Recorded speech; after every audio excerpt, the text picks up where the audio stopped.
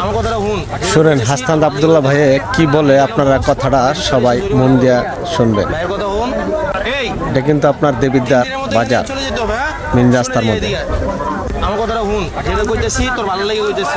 তুই যদি এনে বস, ম্যাজিস্ট্রেট এসে জরিমানা করবো। ভাইয়ের কথা শুন, আমি হচ্ছে ব্যবস্থা করে দেই জেলা পরিষদের মার্কেটে, তোরা দেখবি উপবাজারটা আমি জনপ্রিয় করে। রাইট বলছেন,